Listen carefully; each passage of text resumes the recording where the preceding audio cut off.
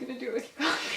I'm doing it with my coffee. Hi there! Hello, friend! Today we are going to keep with the Japanese theme of last week. We're going to talk about 5 things that travel blogs don't tell you about Japan that we found when we were there. So let's get started.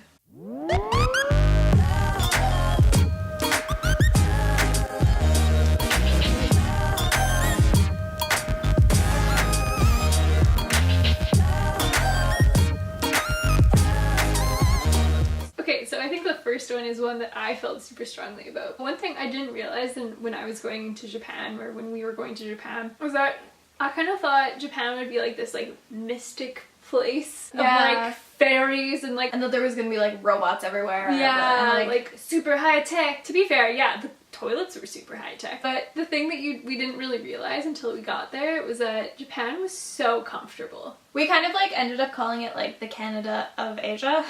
Which like probably isn't like the best thing to say. It just like really felt like home to us, and like that's kind of like why we called it that. And for us, like that felt super weird because we're like, you know, so many miles away from home, and yet it felt just as comfortable as being at home. It's just that like everything in Japan is made for efficiency, it seems. It's just so smart the way that most of it's put together. The thing that was weird is that it felt almost disappointing at first because we were like, what is going on? Why am I disappointed? The disappointing part was that it wasn't like this weird mystic kind of like place or whatever. It was just like really comfortable. Like homey almost. And yeah. You know, like the tiniest little streets, it was just like so domestic. Things were just like really peaceful even when it was like massively busy. There was moments where it was just like, this is nice. Yeah. So the second one was how good humored Japanese people were towards us. Totally. When we were researching Japan, you know, we came across all of these lists that were like, you know, you can't do this, you can't do that, you can't be noisy. I assumed that the culture was very militant. Like if you stepped out of line, like something would happen, or like there was like no humor in like a lot of the things that I had read about Japan. And you know, I was really terrified to sort of like make that first mistake. But the thing is, we made so many mistakes. But like, okay, we tried really hard not to. We did. We tried really hard. We tried to like research a lot about like, because it is such a different culture to ours that like what would be considered rude and what wouldn't be considered rude. I think it got to the point where we were like overly polite trying to make up for any mistakes that we made. And like there were situations where like I brought only a carry-on and it was like insanely heavy because I had stuffed all of like what was supposed to go into a regular suitcase into a carry-on, and so we were on this train trying to get it up into like the overhead carrier, but like we're both very weak. And so we couldn't like get it up there. Like we couldn't do it because we're just like trying to push it up and it just wouldn't work. And so we ended up like bursting out laughing like as we like had this impasse of like this luggage. We like felt so bad because we were like, oh no, we have to be quiet, and we like look behind us and there's this lady killing herself laughing, and she starts like motioning to us and being like, there's a space in the back for heavy luggage. But like she was laughing so hard. There were so many situations where like we just like didn't know what we were doing and ended up just like having to laugh at ourselves. Totally. And like other people would end up like laughing at us trying to like figure things out. So I think the biggest part that we learned about that is like, as long as you try and as long as you do your best to be as respectful as possible, I found that a lot of people did their best to try and like reciprocate that respect and know that like we were gonna make mistakes. Don't be afraid to like laugh at yourself or like, you know, to make mistakes, because they're gonna happen. So the third thing was that we didn't really expect this, but going into Japan, the food places, like every food place almost, is incredibly amazing. Like even to the point where like going to a 7-Eleven, the food was so good. Yeah. We had the most amazing like English tea time, and it was in a small town in Japan. Incredible. We had everything from like Louisiana cuisine to like Italian to French food to like every different kind of food you can think of, and then of course Japanese food, and like the Japanese food was incredible. Oh my god. It was amazing. And to be fair, like we went with my parents, so like we could go to like slightly more expensive stuff, so like we really did experience everything from like the very high-end like 5-star restaurants to like, you know, going to 7-Eleven. The 50-cent rice dish at 7-Eleven. And like, it was all really good. Like I've never experienced such like amazing cuisine. There's like a lot of like pride in your food, and like to be a cook is like, I feel like it's different than here. Like it's almost like your work is like, it's like they put their soul into it almost, and like that's like expected of like good cooks and like good they just food like do and, like, everything at a whole other level. We literally are having cravings to this day for like onigiri, which is like the Japanese version of a sandwich. We went to tempura one time. This cook that was like in the middle, and then like the seats were like in a sort of like a bar. A bar, yeah. Best food ever. So much food. I've never eaten this much food. I've never had that much food in my life. Crap. Yeah. But it was just like amazing, and it was like this whole like show really of like there was so much care and thought into like how like he had like placed the food on our thing, and then I accidentally drank the sauce for the tempura thinking it was soup. It was not soup. Again, it's really awkward. Funny things that happen. If you go to Japan, even if you were at the smallest budget, save up some money. It's gonna be expensive, but try Kobe beef, because it was the best thing I've ever had in my entire life.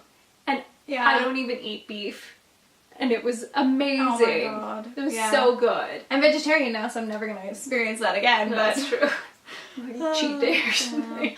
So the next thing is how willing people are to share their culture with you. And we've sort of touched on this a little bit throughout the video, and it's just like everywhere we went and every tour that we sort of took, just people were so excited to like share some aspect of their culture with us. There was this like really lovely place that we went to, and it was this tour that we found through this website, and we'll put all the links down below. And it was essentially like this Japanese tea ceremony in Kyoto where we dressed up in like legit kimonos, like dyed, like Japanese dyed vintage kimonos. It was this like old lady. She had, it's like 100 kimonos, and she would have them passed down from generation to generation every time you got married. And then when her daughter got married, she told her that she didn't want them. So she was like, what am I going to do with 100 kimonos? So she decided to make this kind of like little studio place or whatever. And so she allowed foreigners or other people to come and try on these kimonos, and like she and like her assistants would explain piece by piece like the significance and the meaning as you were putting on this kimono. And they explained like these 4, it was like respect, peace, I don't remember what the 4 were. I wish we did, but like it was the way that like they bring that into the tea ceremony. But because the tea ceremony is so like structured, quintessential to Japanese life, they also bring it into like all of Japanese life, and you'll like see it in like different areas, like the sort of like peaceful area like on the trains, and the respect, and like, you know, how you're supposed to be like really quiet on trains and stuff like that. And it was just like it like that ceremony just like opened my eyes to like, and it just like explained everything about Japanese culture. It was like literally the most amazing thing ever. And the lady, we have a cat. The lady was just so excited to show us all this stuff, and was very, very good at explaining everything. And you were just able to like, what's it? So the lady was just so good at explaining everything and just going piece by piece and explaining why things happen. She even like just taught us like certain things about like the tea ceremony, but like everything about kind of like a general understanding of Japanese culture and like way of life and stuff. And it was just, it was incredible. It was literally the best thing that we had ever done. And like the pictures that we got from the kimono, she was so excited to take pictures for us. And like she was like instructing us how to like pose and being like, now you do this and this person has to do this because this means this. And it was just like, it was incredible. And that was like more of a structured encounter with like Japanese culture, because like we did pay for the tour and the experience. However, like I feel like everywhere we went, whether it was a shrine or even like Shibuya 109, which was like this giant shopping mall, like just even the people who were there, like the shopkeepers, like they were just so amazing. And like every restaurant that we went to was amazing, and it was just like a really cool experience. Everyone just wanted to like share a little bit of something with us, and like It was great. So the last thing that we noticed was that, and this is kind of a bit more of a maybe a negative one as comparison to like all of our other ones, which were much more positive. The one thing that we noticed is that like what other maybe blogs or videos don't tell you about going to Japan is the crowds at first are very overwhelming, and especially like the first day maybe that you end up in Tokyo. So we kind of made the mistake of flying into Tokyo and then staying in Shibuya for the first day. So we got in to Shibuya about 9 o'clock, and the subway station was so busy, lugging like suitcases through this crowd. And it's also very hard to find your way out of Shibuya station for some reason when you're like not sure where you're going. Yeah, very, very difficult. Yeah, so the first kind of day in Shibuya with like all the people and like everyone's kind of going and you have to keep walking, there's no like there's a flow, like that got very overwhelming. Yeah, so one thing I would recommend is that if your not apartment, but if your hotel is maybe somewhere in a busier area, like for the first night I would take a cab from sort of Tokyo station to wherever you're going. Yeah. Just especially if you're getting in later in the night, like we were. Yeah. And we were exhausted after like a 16-hour flight. Yeah. And then like we had to wait another like hour and a half or 2 hours or something like that in the train station, just like figuring things out. I would definitely take a cab the first night.